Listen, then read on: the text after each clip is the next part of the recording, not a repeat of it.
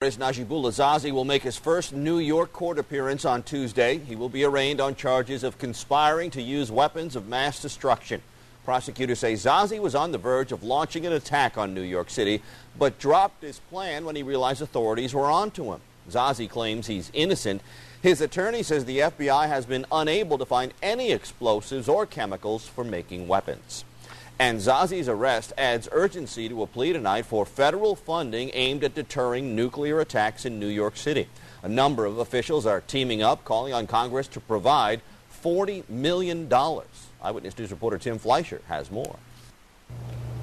Pure and simple, the NYPD's counterterrorism and intelligence cost money, and lots of it. City officials now urging federal lawmakers to keep it coming. We can't, and I can tell you we won't, be complacent when it comes to protecting our city against terrorism. And with the arrest of Najibullah Zazi, who federal investigators claim was bent on attacking New York City, the call now goes out from lawmakers requesting funds to thwart such attacks. If, God forbid, terrorists get their hands on a nuclear weapon, we must have the tools in place to detect it and to stop it. As part of Homeland Security's Securing the Cities initiative, the NYPD has been able to deploy radiation detection sensors and fix cameras at numerous points of entry. They also use specialized high-speed counterterrorism boats with sensitive radiological detecting equipment built right into the hull. But more, Commissioner Ray Kelly believes, is needed.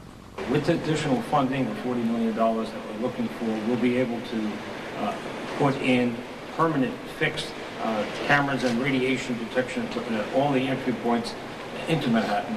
Congress is still considering the funding package, while some stress potential threats always exist. The one here in New York really drives home the fact of what a threat New York always faces. Senator Charles Schumer joins the chorus to complete the ring of security. And the NYPD and New York City taxpayers undergo tremendous expense to protect our city, even though protecting it is truly a national responsibility. The funding will not only be used for detection equipment, but continued training. New York City remains a prime target for terrorists, and that's why the government Securing the Cities program is calling for the Big Apple to be the first to get an additional boost in funding. But local lawmakers are putting pressure on Congress for more help. Lisa Evers reports. It's been a top security concern for those who protect us from terrorists. And now our elected leaders are fighting to make sure that cops have everything they need to stop a dirty bomb attack. We are a target. We're the #1 target in the world. Senator Schumer says we were reminded of that by the arrest of Najibullah Zazi. Prosecutors say he was planning a terrorist attack on New York City on the September 11th anniversary, and they don't want it to happen again. That's why they're speaking out and demanding that federal funding be restored for a state-of-the-art detection system initiated by Police Commissioner Ray Kelly. That program involves a multi-layered ring of sensors across the tri-state area. They can detect highly dangerous radioactive and nuclear materials before they enter the city. If any radiation is found, it'll be sent out simultaneously to neighboring states. So it's something we have to go forward on. Commissioner Kelly says part of the program is in place, but the funding stopped before it could be fully implemented. Some funds have been restored, but Senator Schumer says it's still not enough. I will be calling not only the head of Homeland Security, Janet Napolitano, but everyone I can in the White House, and saying we got to step up to the plate and secure these dollars, plain and simple. Senator Schumer says he's fighting to see that we have the best technology that's currently available. In Midtown, Lisa Evers, Fox 5 News.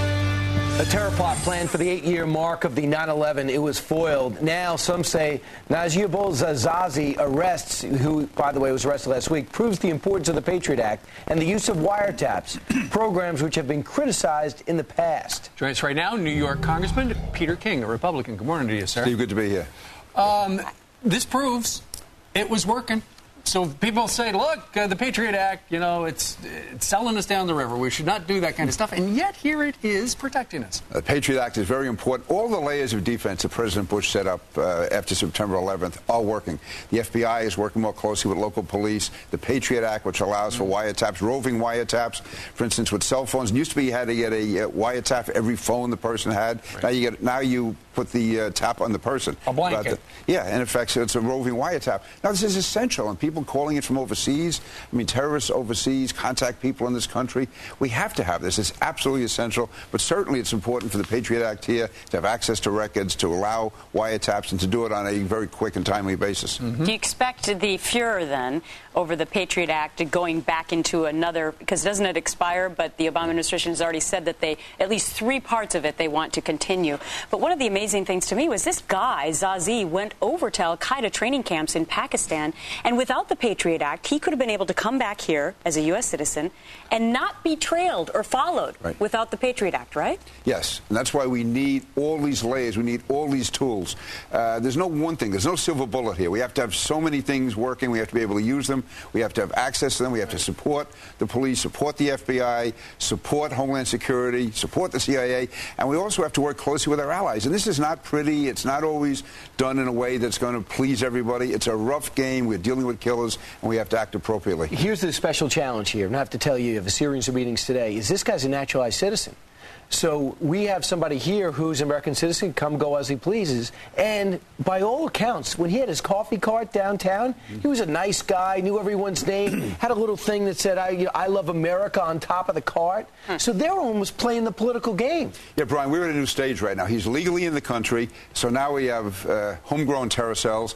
He was working with an imam, so now we have a leader in the Muslim community who was actually a double agent working against the police. And we have somebody from Afghanistan. In the past, there's not been a large influx from Afghanistan. It's mainly been Pakistan and the Saudis. So now we have 3 new factors here. It's a new stage in the war. We have to stay ahead of them. Right, and in particular, that guy, it sounds like, was trying to build a hydrogen peroxide bomb, whereas I know you're very concerned with the Securing Our Cities program to increase the funding to make sure that nobody ever lights off a dirty bomb, some sort of atomic device. We lost that funding. Yeah, we did. And that's, again, the Bush administration gave $73 million to New York City to set up a whole series of radiation detectors, because we believe the next attack is going to come from the suburbs into the city. As we saw, this one's going to be in Queens into the city. And the dirty bomb is the greatest threat.